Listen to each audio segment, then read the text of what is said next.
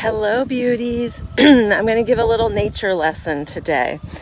I was driving home from taking my child to school, and I saw a small fledgling. So the fledgling stage for a bird is basically a baby bird that's now out of the nest and is on the ground. And it's the most vulnerable time for the bird because for a couple weeks or a few weeks, they are at risk of every type of predator. So your neighborhood cats like to kill them, eat them. Whatever, any type of predator that's out there, us humans. So I saw this little fledgling and it was literally almost in the street. And they don't move very quickly because they're not flying yet. And so they just kind of hop about a little bit, but they're fully dependent on their parents to come and feed them. So here's the thing. I want to dispel a myth. Some people, I grew up believing that if you touched a bird, a baby bird, that the parents would never return to take care of it. That is not true. It's not true. You can touch a baby bird only if you need to, really, to move it or to help in some way. And as long as you do not move it where the family can't find it, they will come back to take care of it. So another myth is that a lot of us, if we see like a baby bird that's not flying, we think something's wrong with it. And then we make the mistake, out of the goodness of our hearts, but we make the mistake of going out, picking it up, taking it to a wildlife rehab place, when in actuality, the parents are there. You might not see them because they might be off gathering food, but they might be keeping a distance because they are not trusting humans.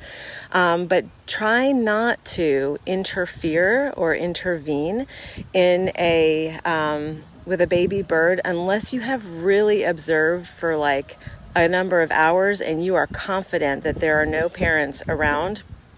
Then you can call the wildlife hospital and see if they will take the bird and take care of it.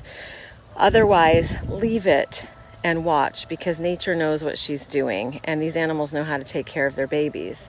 So I was driving and I saw a black fledgling sitting like almost at the street, right in the gutter, and and that's dangerous because cars are coming around very quickly and they will not see it. And if that little baby hops out into the street, which of course it probably would, it's going to get hit by a car and the parents are not going to be able to protect it against that.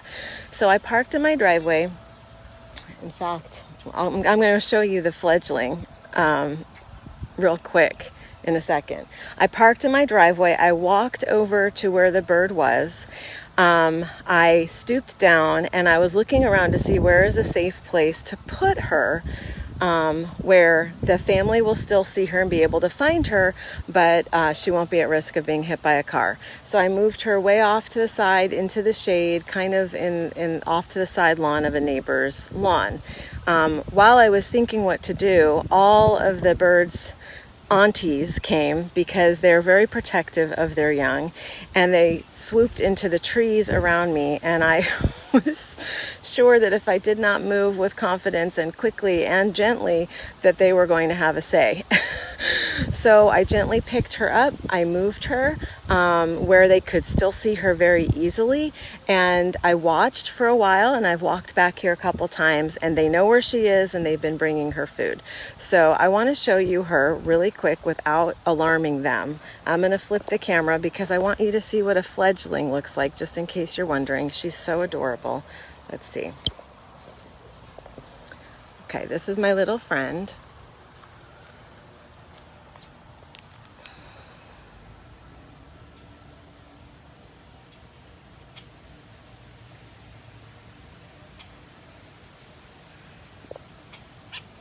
Hi, I love you.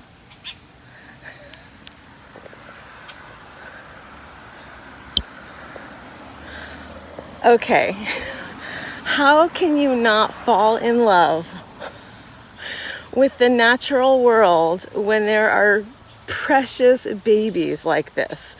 And I really wanted to teach on this topic because it's springtime and we are going to see, I mean, I can see so many birds gathering materials for their nests, and there's a lot of nests that already have babies, and then of course there's fledglings who are out of the nest who really depend on all of us to be careful and mindful and aware. So just be more aware as you're driving around, as you're walking around. Notice your surroundings, notice the animals that are in your backyard, in your very neighborhood, and let's be really good, loving caretakers of this planet and all of her beautiful beings. If I was a mama bird, I would want humans looking out for me as well, for my babies as well. All right, so to recap, if you see a bird on the ground, a baby, even if it can't fly, it does not mean you have to intervene. Let it be and just observe. If you notice the parents coming to feed it, or at least one adult bird coming to take care of it, then let it be. If it is in a dangerous place, in the middle of a street or somewhere where it's going to be disturbed or harmed, then move it gently, carefully, but to a place that's not far, not very far, because that family knows where it is, and they'll be able to find it more easily if you just move it to a safer place, but not too far. And then if there is an injured bird or you're certain that it's orphaned, then there are your local wildlife hospital or nature center. Here in South Florida, I have used the Sawgrass Nature Center. I have been a foster mom for baby birds before, for a baby opossum before. They will take the birds in, they will feed them, get them big enough where they can fly, and then they will take them to a safe area where they can learn to fly, and then eventually they send them out into the wild. But trust nature, because nature knows what she's doing, and sometimes she does need a little bit of extra help and support, and that's why we're here. All right, love you all.